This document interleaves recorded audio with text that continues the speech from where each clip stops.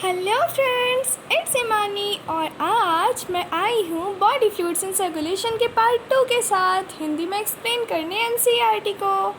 तो चलिए शुरू करते हैं। 18.1.3 ब्लड ग्रुप्स। हम जानते हैं कि ह्यूमन का ब्लड एक जैसा दिखने के बाद भी कुछ एस्पेक्ट में अलग होता है। यही तो एक कारण है ना कि हम लोग जब किसी को खून चढ़ाते हैं, खून देते हैं, तो वहाँ पर और भी चेकिंग्स होती है ब्लड ग्रुप का। कई टाइप के ब्लड ग्रुप खोजे जा चुके हैं। इनमें से दो प्रकार हैं, ABO एंड RH। पूरे वर्ल्ड में वाइडली यूज़ होते हैं, ABO blood type and RH blood type.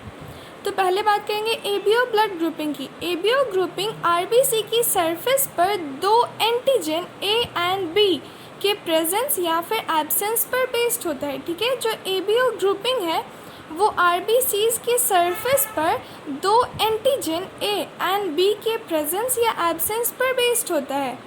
Antigen chemicals हैं जिसको कि जो कि इंड्यूस करता है इम्यून रिस्पॉन्स। ठीक है, वो केमिकल्स जो इंड्यूस करेगा इम्यून रिस्पॉन्स उसको एंटीजेंस कहते हैं।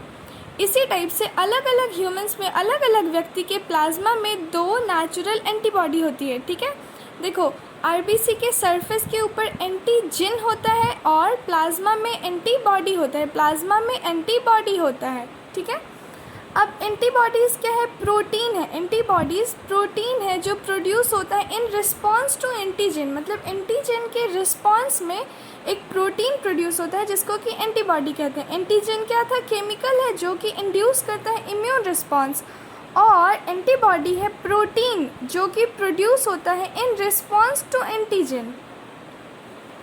Blood group A, B, AB and O, इन सब में एंटीजन और एंटीबॉडी का डिस्ट्रीब्यूशन अलग अलग है। जो टेबल में दिया गया है वो हम बताते हैं। ब्लड ट्रांसफ्यूज़न से पहले डोनर और रेसिपिएंट दोनों का ब्लड बहुत ही सावधानी से मैच कर लिया जाता है। ठीक है, जब ब्लड ट्रांसफ्यूज़ करते हैं ना, उससे पहले ही डोनर का और रेसिपिएंट का, मतलब जो दे रहा है और जो ले रहा है, उन दोनों के ब्लड को बहुत ही केयरफुली मैच कर लिया जाता है जिससे कि डिस्ट्रक्शन ऑफ RBC ना हो, क्लम्पिंग ऑफ RBC ना हो। ठीक है, जिससे कि आदमी की डेथ हो सकती है।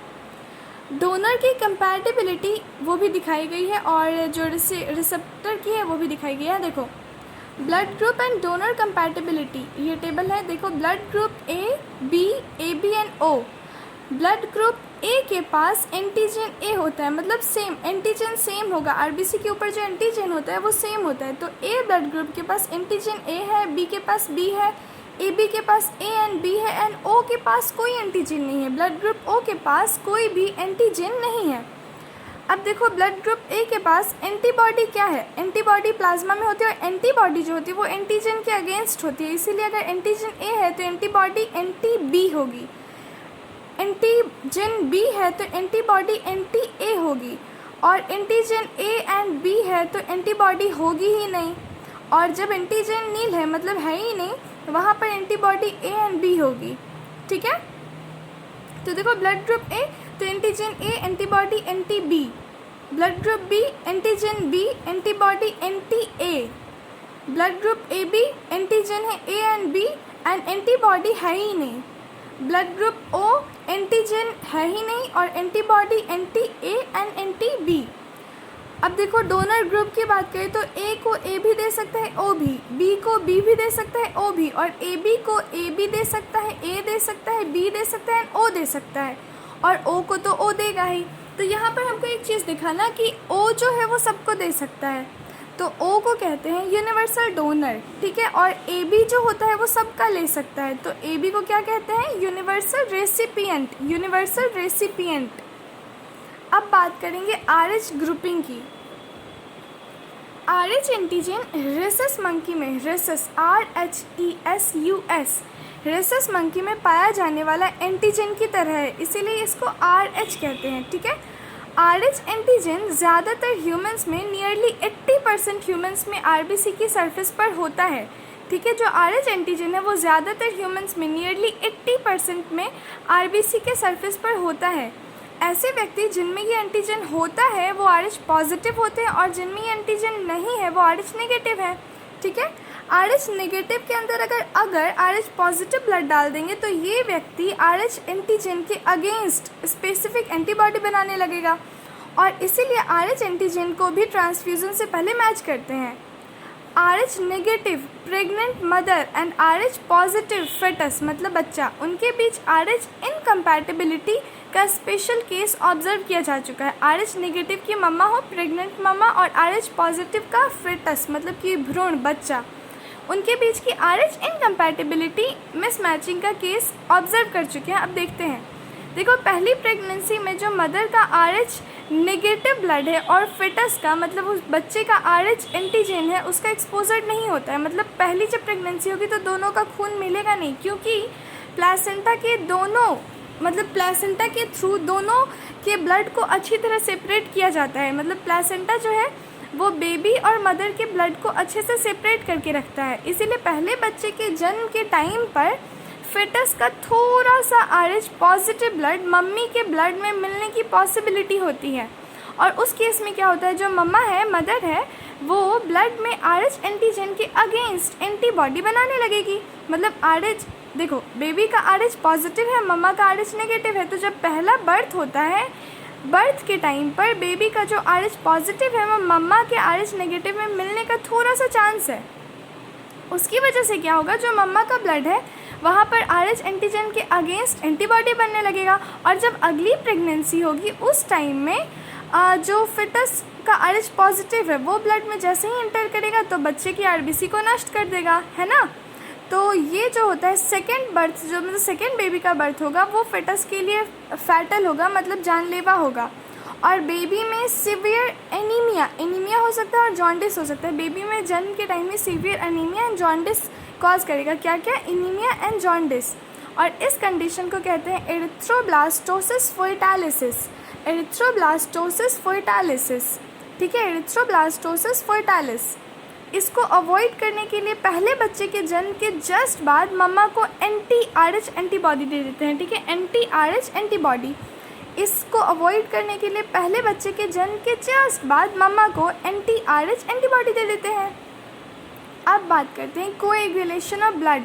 हमारा हाथ कटता है, पैर कुछ भी कट जाता है तो वहाँ पे थोड़ी देर तो ब्लड निकलता है, उसके बाद जम जाता है ब्लड, उसी को कहते हैं कोएगुलेशन ऑफ ब्लड। तो ब्लड का कोएगुलेशन बॉडी के ब्लड के बहुत ज़्यादा लॉस को बचाने की एक मैकेनिज़्म है, ठीक है। ब्लड का जो कोएगुलेशन है वो क्या है, बॉडी से ब्लड के बहुत ज़्यादा लॉस को बचाने की एक मैकेनिज़्म है।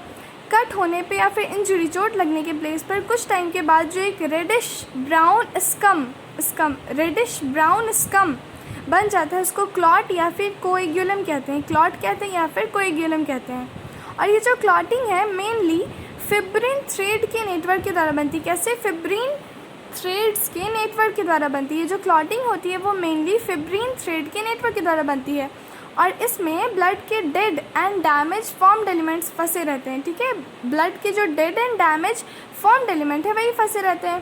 प्लाज्मा में present thrombin enzyme inactive fibrinogen को एक्टिव फिब्रिन में कन्वर्ट कर देता है। जो प्लाज्मा में प्रेजेंट थ्रोम्बिन एंजाइम है, थ्रोम्बिन एंजाइम, प्लाज्मा में थ्रोम्बिन एंजाइम है, वो इनएक्टिव फिब्रिनोजन को एक्टिव फिब्रिन में कन्वर्ट कर देता है। प्लाज्मा में present thrombin enzyme inactive fibrinogen को एक्टिव फिब्रिन में कन्वर्ट कर देता है।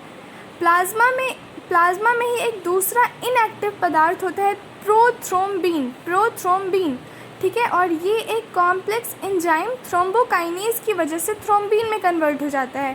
प्लाज्मा में एक दूसरा इनएक्टिव पदार्थ है प्रोथ्रोम्बिन और ये एक कॉम्प्लेक्स एंजाइम थ्रोम्बोकाइनेज की वजह से थ्रोम्बिन में कन्वर्ट हो जाता है।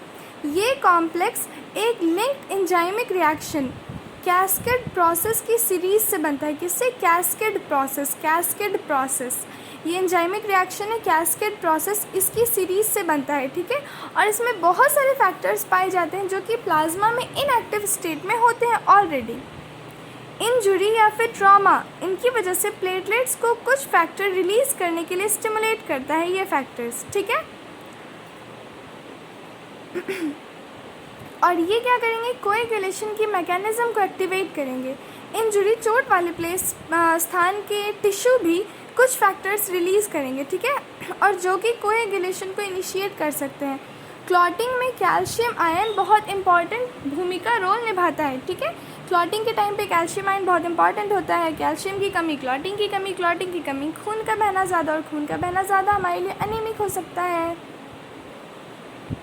अब बात करते हैं लिम्फ। लिम्फ क्या है? Tissue fluid. लिम्फ क्या है? Tissue fluid. Tissue fluid blood में जब कैपिलरीज से होकर टिश्यू की ओर जाता है, ब्लड जब कैपिलरी से होते हुए टिश्यू की तरफ जाएगा तो थोड़ा सा वाटर के साथ बहुत सारे छोटे छोटे वाटर सॉल्युबल पदार्थ कैपिलरीज से टिश्यू के सेल्स के बीच के स्पेस में आ जाते हैं, ठीक है।